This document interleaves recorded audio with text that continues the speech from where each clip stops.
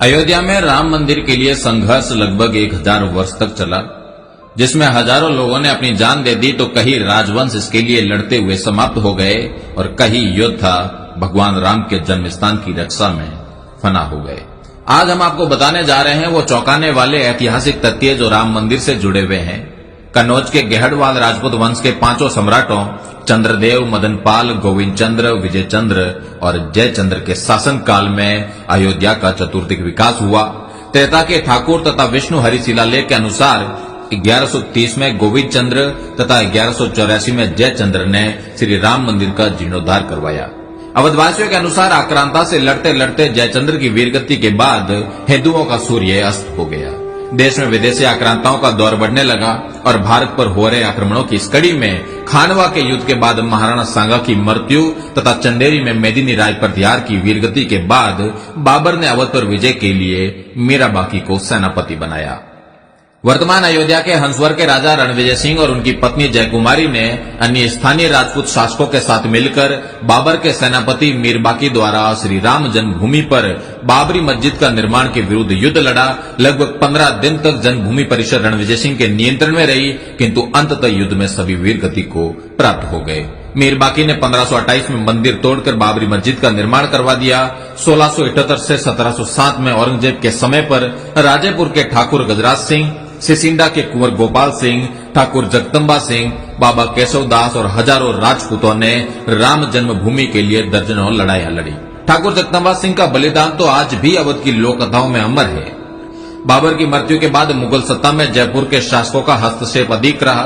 काशी, मथुरा, वृंदावन सहित उत्तर भारत के ये सभी धार्मिक स्थल मान सिंह जी की जागीरी में आते थे। जयपुर रॉयल के अभिलेखागार के अनुसार 1717 में सवाई जयसिंह द्वितीय ने सरयू नदी के किनारे श्री राम जन्म स्थान खरीदा और 1725 तक इस मंदिर का जीर्णोद्धार करवाया। उत्तर भारत के धार्मिक स्थलों पर मिर्जा राजा मानसिंह से लेकर सवाई जयसिंह जी तक के जयपुर के शासकों का अधिकार होने के कारण मुगल सत्ता द्वारा स्थानीय नवाबों को मंदिर परिसरों से दूर रहने के सख्त निर्देश थे।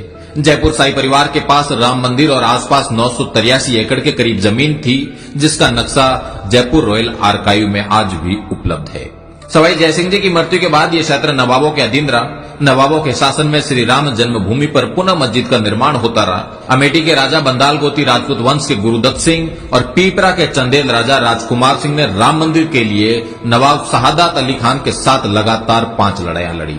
कालांतर में हंसवर परिवार से ही निकले मकारी के चंद्रवंशी राजा ने 1814 से 1836 के मध्य अवध के नवाब नरीरुद्दीन हैदर के विरुद्ध राम मंदिर के लिए 3 लड़ाइयां लड़ी। गोंडा के राजा देवी बख्श सिंह ने अवध क्षेत्र के सभी तालुकदारों और छोटे राज्यों को एकजुट किया और 1847 से 1857 के बीच कई लड़ाइयां लड़ी। इन लड़ाइयों में नवाब वाजिद अली शाह बुरी तरह हार गया और इन लड़ाइयों के दौरान ही एक छोटा चबूतरा और राम मंदिर परिसर में मंदिर का निर्माण किया गया। जन्मभूमि स्थल पर चबूतरे के निर्माण के बाद अमेठी के एक मौलवी अमीर अली द्वारा एक टुकड़ी रवाना की गई, जिसे भीटी के राजकुमार जयदत्त सिंह ने रोनाई गांव के पास रोक दिया और वहां पर एक लंबी लड़ाई हुई, जिसमें कई राजपूत सैन्य दल लड़ते हुए वीर गति को प्राप्त हो गए। 1857 की क्रांति के बाद ब्रिटिश सरकार ने मंदिर परिसर पर भविष्य में विकास कार्यों पर रोक लगा दी। देश आजाद हो गया, किंतु 1000 वर्षों तक चल रहे संघर्ष ने विराम नहीं लिया। राम मंदिर आंदोलन के जनक मेवाड़ के वीरम देवोत राणावत महंत दिग्विजय नाथ जी ने इस आंदोलन को संगठनात्मक स्वरूप दिया और 1969 में अपनी समाधि से पूर्व तक अनवरत इस काम में कार्यरत रहे। उत्तर प्रदेश के तत्कालीन मुख्यमंत्री वीर बहादुर सिंह रघुवंशी ने 1 फरवरी 1986 में पहली बार राम मंदिर के ताले खुलवाए। 1949 में केंद्र तथा राज्य सरकार पर विवादित ढांचे से प्रभु श्री राम की मूर्ति हटाने का दबाव था। उस समय फैजाबाद के सिटी मजिस्ट्रेट ठाकुर गुरुदत्त सिंह ने मूर्ति नहीं हटने दी। फलस्वरूप उन्हें अपनी नौकरी से हाथ धोना पड़ा। निर्मोही अखाड़े के संतों के बाद शायद अशोक सिंघल पहले प्रमुख हिंदू नेता है जिन्होंने स्वीकार किया कि ठाकुर गुरुदत्त सिंह के योगदान ने राम जन्मभूमि के इतिहास की दिशा बदल दी और राम जन्मभूमि पर नियंत्रण के लिए हिंदू संघर्ष की समय रेखा में एक मील का पत्थर स्थापित किया। विवादित ढांचा गिराया गया और आज हम देखते हैं कि महंत दिग्विजय नाथ जी की भावी पीढ़ी योगी आदित्यनाथ जी के तप परिश्रम के फलस्वरूप प्रभु श्री राम के मंदिर की प्राण प्रतिष्ठा होने जा रही है। लगभग 1 सहस्त्र वर्ष के क्षत्रियों के संघर्ष के बाद आज क्षत्रियों को कौन सा स्थान प्राप्त है, इसका आप स्वयं मूल्यांकन करें।